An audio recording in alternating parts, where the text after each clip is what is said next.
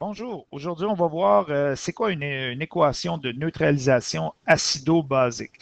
Donc il ne faut pas se laisser impressionner par le terme, là, comme toujours, c'est très très simple si on le décortique, c'est-à-dire que, premièrement, neutralisation, c'est-à-dire que ça va neutraliser.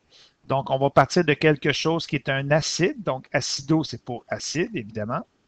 On va partir de quelque chose, un acide qui a un pH qui est plus petit que 7, qui est acide évidemment, et on va le faire réagir avec une base, cet acide-là, une base qui a un pH qui est plus grand que 7, et les deux ensemble vont me donner une substance, c'est-à-dire dans ce cas-ci deux substances, qui ont un pH qui est neutre, c'est-à-dire qu'ils vont avoir un pH qui va être égal à 7.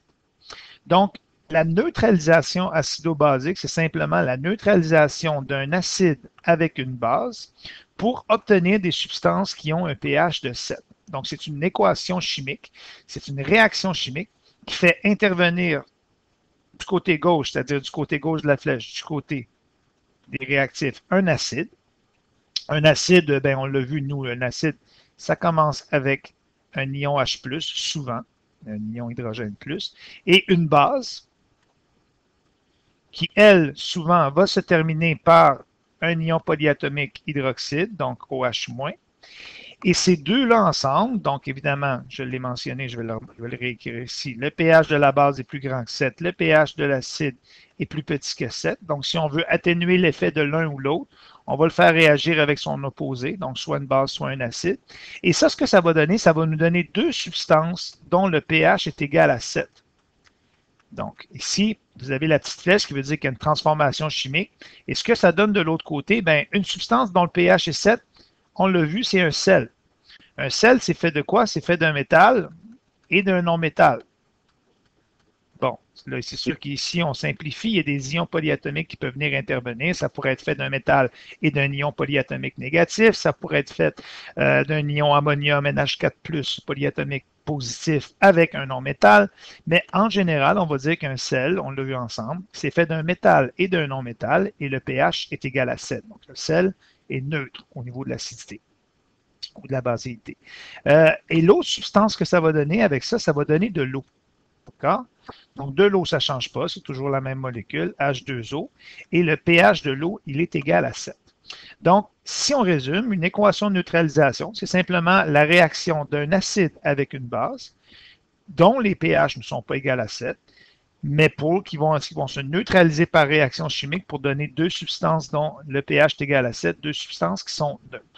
Maintenant, on va regarder un exemple concret. Je vais prendre un acide qu'on voit souvent, l'acide chlorhydrique HCl, qui commence avec un H, donc on voit bien que c'est un acide, et je vais le faire réagir dans une équation chimique avec de l'hydroxyde de sodium, NaOH. Qu'est-ce qui se produit lorsque je mets ça en milieu aqueux? Donc là, ici, j'ai pas mis des petits indices pour dire que c'était aqueux, c'est-à-dire dissous dans l'eau. Évidemment, si on veut qu'il y ait réaction chimique, il faut que les ions soient mobiles dans l'eau. Mais ce qui va se produire, c'est que quand ces deux-là vont se retrouver en milieu aqueux, donc à travers des molécules d'eau, il va se produire une dissociation ionique avant qu'ils se transforment et qu'ils réagissent là, dans la réaction chimique. Il y a une dissociation ionique qui a lieu. C'est-à-dire, il y a l'ion H+, qui va se séparer de l'ion Cl-. Donc, comment j'ai fait pour trouver ça? Bien, le Cl- est dans la famille numéro 7. Je sais qu'il est négatif. Je pourrais, par exemple, prendre mon tableau périodique. Et mon tableau périodique, lui, un peu que je le montre jusqu'ici, mon tableau périodique, lui, il va m'identifier, OK, mettons que si je cherche le chlore, ben, je sais que toute cette famille-là, ils sont moins, toute la famille qui est ici sont 2 moins, toute la famille qui est là est 3 moins. Donc, par exemple, j'aurais le P 3 moins, mais je pourrais dire j'aurais le O 2 moins comme ion, ça on a vu ça amplement. Okay? Donc le Cl, il est moins parce qu'il est dans la famille numéro 7. De la même façon, si je m'en vais vers la gauche, petit rappel, toute la famille 1 va être plus, la famille numéro 2 va être 2 plus, la famille numéro 3, pardon, la famille numéro 3 ici va être 3 plus. Je pourrais parler de l'ion Al 3 plus, je pourrais parler de l'ion Ga 3 plus, mais de la même façon, je pourrais parler de l'ion Mg2+. Okay? Donc, ça, c'est pour la dissociation ionique. Donc, si je reviens à ce que je disais, le sodium est dans la famille numéro 1. Donc, le sodium, lui, va former un ion Na+. Et Évidemment, l'ion hydroxyde, lui, c'est un ion polyatomique, il va se détacher puis il va rester ensemble. Donc ça, c'est une dissociation ionique qui a lieu dans l'eau. Ce qui va se passer dans l'eau, c'est que l'ion H+ et l'ion OH- vont se rencontrer ensemble pour former de l'eau. OK? Donc, si on regarde ça d'une façon, mettons, si je veux dire mathématique, là, un plus avec un moins va me donner une substance neutre, mais si j'ai deux hydrogènes avec un oxygène, bien effectivement, j'ai H2O ici. Vous voyez? Donc, j'ai deux hydrogènes qui vont se lier à un oxygène et ça va me former ma molécule d'eau. OK? Donc, chose à retenir, et ça va toujours être le cas dans les équations de neutralisation qu'on va voir, les ions hydroxydes de la base vont toujours se lier avec les ions H+ libérés par l'acide pour nous former des molécules d'eau. Ça, c'est réglé. Fait que ces deux-là ici que je vais mettre en bleu, là, les deux ions que je vous fais en bleu ici, là, ils vont toujours se lier ensemble pour former du H2O dans une équation chimique. Qu'est-ce que ça veut dire? Ça veut dire qu'il nous reste un ion métal qui est associé à la base et un ion non-métal qui est associé à l'acide. Ces deux ions-là, ben, vous l'avez deviné, ils vont se lier ensemble pour former un sel. Donc, dans ce cas-ci, j'ai l'ion Na+, et j'ai l'ion Cl-. Ben, j'ai besoin d'un seul Na pour un seul chlore. Et ce qui va se passer, ça va me donner du NaCl aqueux, c'est-à-dire du sel qui est dissous dans de l'eau. Ici, évidemment, l'eau, ce serait liquide. Et donc, ça me donnerait le sel qui est ici. Ça vous va?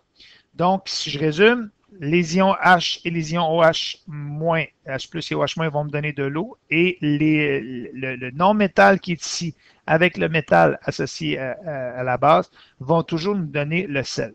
Bon, évidemment, ça va changer si j'ai différents acides ou différentes bases. Je fais un autre exemple avec vous. OK? La première étape qu'il faut faire quand on fait une équation de neutralisation acido-basique, c'est de dissocier notre acide et dissocier notre base en ions pour pouvoir voir qui va réagir avec quoi. Bon, première chose ici, je remarque que mon acide, c'est le HNO3 et ma base, c'est le trihydroxyde d'aluminium parce qu'on voit que j'ai des ions OH- qui sont là. Ensuite, l'autre chose que je dois faire, je dois commencer à regarder quels vont être les ions qui vont être formés en solution aqueuse. Donc, si je dissocie ça en ions, j'ai l'ion H+ qui est ici et qui va être associé à mon ion polyatomique NO3-. Comment j'ai fait pour savoir que c'était NO3-? Ben, ça, c'est dans la liste des ions polyatomiques. On avait vu ça ensemble. Vous l'avez dans votre manuel. Je ne me souviens plus exactement de la page, mais vous n'avez pas à déduire que NO3, c'est un ion polyatomique. Vous aurez la liste. Puis, ben, si on sait que c'est l'acide, le H se détache, puis il me reste le NO3-. D'accord? De la même façon que OH-, ici, ben, je vais en avoir 3. D'accord? Parce que j'ai 3 ions OH-, et j'ai l'ion Al3+, qui est ici. Donc, ce qui va se passer, donc, première chose que je vais mentionner tantôt, je vous le fais encore une fois en bleu, là, mes ions OH- vont toujours se lier avec mes ions H+ pour me former de l'eau. Ça, je peux régler ça tout de suite dans mon équation de neutralisation. H2O. Et là, il y en a qui ont sûrement remarqué que ben là, ça ne marche pas, monsieur. J'ai 3 ions OH-, donc pour faire de l'eau, ben, il me manque 2 ions H+. Effectivement, c'est qu'en réalité, l'équation, là, on est en train de la bâtir, elle n'est pas encore équilibrée. Ici, là, devant l'ion, puis ici, il n'y a pas de coefficient. Donc, devant la molécule HNO3, puis devant la molécule ALOH3 3 fois, il va y avoir des coefficients, ce qui va équilibrer éventuellement mes ions, puis je vais avoir le bon nombre d'ions. Tu sais, je vais vous le dire tout de suite, là, ici, là, ce qui se passe, là, c'est que quand je vais avoir terminé mon équation, je vais fort probablement devoir mettre un 3 ici, puis un 3 là, ce qui va me donner 3 molécules de H2O. Je vais avoir mes 3 ions, donc tout ça va s'équilibrer. Mais je n'ai pas le goût de m'attarder à ça pour l'instant. Puis je vais revenir où on en était. On était rendu ici. Donc voilà. ce que je veux simplement vous dire, c'est que pour l'instant, tout ce qui est H+ et OH-, on va faire de l'eau avec ça. Et par la suite, quand on va équilibrer notre équation à la fin, le nombre d'ions H+ et OH- va s'équilibrer, puis je vais vous le montrer un petit peu plus tard. OK? Deuxième étape, il faut trouver c'est quoi le sel. Pour trouver c'est quoi le sel, je dois identifier mon métal et mon non-métal. Dans ce cas-ci, le non-métal serait joué par un ion polyatomique, qui est le NO3-. Et je dois faire un sel avec ce qui reste. Donc, si je regarde ce qui me reste, je peux l'écrire, c'est toujours plus facile. Al3+, puis j'ai avec ça du NO3-. Là, je dois faire un sel neutre avec ça. D'un côté, j'ai 3+, et de l'autre côté, j'ai moins. Donc, qu'est-ce que je vais devoir avoir? Je vais devoir avoir 3 ions polyatomiques nitrates parce que mes 3- vont me donner une charge de 3-, c'est-à-dire moins 3 fois, me donne 3-, pour aller avec la charge 3+ de mon aluminium, puis ça va me donner une molécule neutre. Donc, en réalité, si j'ai 3 ions polyatomiques NO3-, ben, on l'a vu ensemble, mon sel, ce serait du Al. Des NO3, j'en aurais 3. Donc, lorsque j'ai 3 ions polyatomiques, je dois placer un 3 comme ceci, pour dire que j'en ai 3. Donc, mon sel, ici, ce serait le Al, NO3, 3 fois. Donc, le trinitrate d'aluminium, c'est mon sel. Donc, bon, OK, vous pouvez rajouter par la suite, là, je n'insiste pas là-dessus, mais ça, ce serait aqueux. Évidemment, ça, ce serait aqueux. Ça, ce serait aqueux également. OK? Donc, le trinitrate d'aluminium, il est placé là, mais mon équation, présentement, elle n'est pas équilibrée. D'accord? Donc, qu'est-ce qui se passe? Je vais devoir commencer avec, je vais y aller tranquillement. J'ai 3 ions nitrates qui sont ici. OK? Donc, j'ai 3 ions nitrates qui sont là. Et des ions nitrates, ici, j'en ai seulement un, des NO3. Fait que je pourrais, par exemple, dire, je vais me placer un 3 devant mon équation qui est ici. D'accord? J'en ai 3. Ensuite de ça, si je regarde, bon, mes ions nitrates, ils sont équilibrés. Je vais regarder pour mon aluminium. Mon aluminium, tout est correct. J'ai un aluminium à gauche du côté des réactifs, un aluminium à droite du côté des réactifs. Et je vais aller regarder mes hydrogènes, tiens. Les hydrogènes, j'ai 3 fois le H qui est ici. Vous voyez, 3 fois le H et 3 hydrogènes, plus mes 3 hydrogènes qui sont associés à mon 3 qui est ici. Fait que ça me ferait 6 hydrogènes. Je m'en vais du côté des produits. Ici, je n'ai pas d'hydrogène. Donc, ce que je vais devoir faire pour avoir 6 hydrogènes, je vais devoir placer un 3 ici. Et là, mon équation, elle serait équilibrée. Donc, c'est très simple. Si on regarde ça en termes de nombre d'ions de chacun, tantôt, je vous avais dit, il me manque des H+. Vous voyez, j'ai 3 ions OH-, mais puisque j'ai équilibré mon équation, maintenant, vous voyez, vu que j'ai 3 HNO3, ben ça m'a rajouté mes H+, qui me manquaient. Puis, si on regarde ben, le match qui va se faire entre les ions H+ et les ions OH-, ben, ici, j'en ai 3, puis ici, j'en ai 3. Bien évidemment que ça va me faire 3 molécules de H2O. Vous voyez, les 3 molécules de H2O sont maintenant équilibrées. Donc, c'est comme ça qu'on fait une équation de neutralisation, tout simplement. Et là, écoutez, il y a plein d'exemples qu'on peut faire. Je pense que j'en ai un autre ici. Je vais vous le faire, mettons, rapidement. Là. Ici, mon ion, j'aurai le Ca2+. Ici, mon ion, ben, qu'est-ce que j'ai? Évidemment, j'ai des OH-. Là. OK? J'ai des OH- avec ça ici. Donc, j'ai 2 OH- et un Ca2+. Je suis allé voir dans le tableau périodique. Quand j'ai un acide, ben, c'est toujours la même chose. Les ions H+, vont se dissocier, puis PO4, ben PO4, quel va être son état d'oxydation, c'est-à-dire sa charge, ça va être PO4 3-. C'est un ion qui est polyatomique, d'accord? Donc lui, il se lie avec 3 ions H+, pour avoir une molécule qui est neutre. Alors, toujours la même chose. D'un côté, je vais avoir de l'eau, H2O. Donc, l'eau va venir de quoi? Ben, l'eau vient de la jonction des ions OH- avec ma jonction d'ions H+. Vous voyez qu'ils ne sont pas équilibrés. Ce n'est pas grave, on va le faire tantôt. On va en avoir la même quantité une fois que la réaction va être équilibrée. Et je dois faire ensuite un sel avec mes ions PO4 3- et mes ions Ca2+. Donc, comment je vais faire ça? Je l'écris. J'écris mon Ca2+, puis j'écris mon PO4 3-.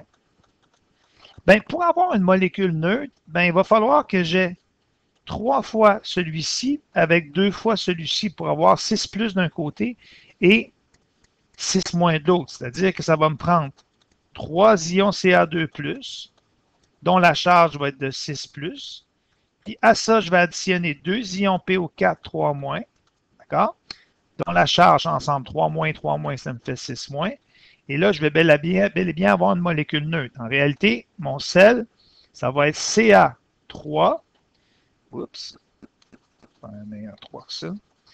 Donc, le Ca du calcium, je vais en avoir 3.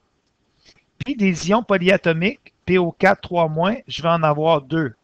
Donc, pour montrer que j'en ai 2, j'ouvre la parenthèse, j'écris PO4, puis j'écris un petit 2 comme ça. Ça, c'est mon sel, d'accord? C'est mon sel qui est produit lors de ma réaction. Donc, ça, c'est aqueux. C'est mal écrit. Hein? Donc, mon sel, ce serait du Ca3, PO4, 2 fois. Donc, ensuite, qu'est-ce qu'il me reste à faire? Il me reste à l'équilibrer. Donc, regardez, j'ai 3 calcium du côté des produits. Puis ici, j'en ai seulement un. Je vais venir placer un 3 pour mes calciums. Mes ions polyatomiques PO4, j'en ai 2 ici. Vous voyez, j'ai 2 PO4. De ce côté-ci, des PO4, j'en ai seulement un. Je vais venir placer un 2 ici. Et ensuite de ça, donc mes calciums sont équilibrés, mes ions phosphates sont équilibrés, les PO4 sont équilibrés. Il me resterait les oxygènes et les hydrogènes. D'expérience, toujours mieux de faire les oxygènes, les hydrogènes, pardon. Donc ici, j'ai 2 hydrogènes fois 3, ça veut dire que je vais avoir 6 hydrogènes ici. Donc, vous voyez, j'ai OH, je l'ai 2 fois 3, ça va faire 6. Puis ici, j'ai 2 fois H3, fait que ça me fait 6 hydrogènes. Fait qu'en tout, j'aurai 12 hydrogènes du côté des réactifs. Ça va me prendre 12 hydrogènes du côté des produits. Je vais donc multiplier par un 6 ici. Et tout ça, ça devrait être équilibré. Vous pourriez compter les oxygènes. Là. 4 ferait 8, plus 2 fois 3 ferait 6. Ça voudrait dire 14, donc 6 et 8, 14 effectivement. Donc, on est correct pour les oxygènes. Donc, les coefficients sont 3, 2, 1 et 6. Mes ions vont s'équilibrer. Vous voyez, donc ici, là, je vais avoir 3 fois 2, je vais avoir 6, je vais avoir 6 ions hydroxyde, puis ici, je vais avoir 6 ions H+. Fait que tout va fonctionner pour avoir mes 6 H2O. Donc, c'est comme ça que je trouve mon équation de dissociation ionique pour chacun des termes et mon équation de neutralisation acido-basique. Si on va voir maintenant ce qui est écrit dans le manuel, moi, je vais vous donner des exercices là, tantôt. Ça va être les 4 exercices que je vais vous donner à faire, qui sont des exercices supplémentaires là-dessus. Dans votre manuel, à la page 129, on vous parle de exactement ce que j'ai mentionné, d'accord? Donc, on vous parle des ions. Ici, vous auriez en vert, eux, ce qu'ils font, c'est les ions qui sont OH-. Et en mauve, ce seraient les ions qui seraient les ions H+. OK? Donc, on vous dit ce que moi je viens de mentionner, un sel plus de l'eau, l'acide et la base. C'est ce que je viens de mentionner. Lorsqu'il y a neutralisation, on voit ça, c'est intéressant. On vous dit il faut qu'il y ait quand même la même quantité d'ions H+ et d'ions OH- pour avoir une neutralisation. Donc, ce que j'ai mentionné en jaune ici, lorsqu'il y a autant d'ions H+ que d'ions OH-, la solution résultante, elle est neutre. Elle a un pH de 7. Mais si j'avais, par exemple, ici c'est mentionné, si j'avais une quantité d'ions H+ et d'ions OH- qui est différente, bien là, la réaction, elle serait incomplète. Donc, le pH de la solution, il serait soit acide ou soit basique.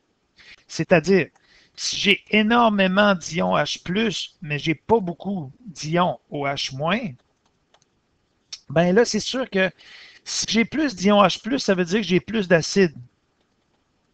Donc, c'est sûr que dans ce cas-ci, le pH de la solution, ben, il serait plus petit que 7. Mais ce que je veux dire, c'est ça qui vous mentionne avec les petits, le dessin ici. Là. Dans le dessin, à la fin, si je me rends compte que ici, j'ai plus d'ions OH- que d'ions, vous voyez, j'en ai 3. c'est juste une schématisation.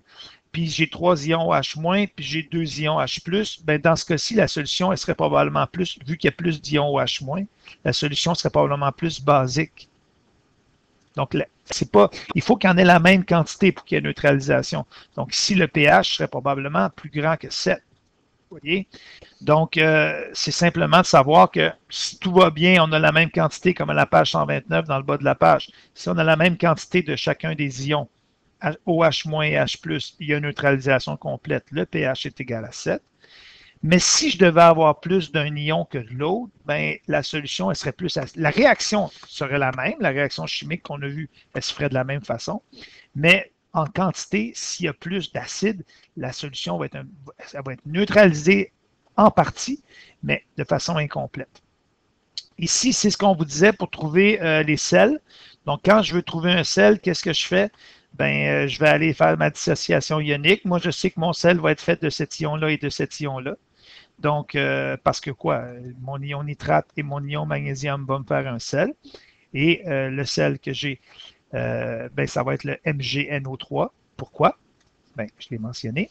Dans ce cas-ci, j'aurais besoin de 2 comme lui. Et j'aurais besoin de seulement un seul magnésium. Donc, j'ai un seul magnésium avec 2 nitrates pour me former du MgNO3. Donc, mon sel il est ici. C'est exactement ce que je vous ai montré tantôt. On pourrait faire un autre exemple. Je sais que, par exemple, mon PO4 3- et mon lithium plus. Donc ici, qu'est-ce que j'ai? J'ai du PO4 qui est 3-. Pourquoi il est 3-? Regardez, il est avec 3+. Il est avec H+, H+, puis H+. Donc, je sais que ça, c'est 3+, mais évidemment, je veux savoir que mon ion phosphate est 3-. Mais vous pouvez aller voir dans la liste si vous voulez, vous allez l'obtenir. Donc, lui est 3- et le lithium, lui, il est plus. Donc, quel sel j'obtiens avec Li+, et PO4 3-? Bien, je vais avoir besoin de 3 fois le lithium pour une seule fois le PO4 3-. Ce qui va me donner, vous voyez le 3 ici, là, Li3, PO4 aqueux, ce serait mon sel dans ce cas-ci. Ça vous va? Donc, voilà. Merci. À vous de vous pratiquer maintenant.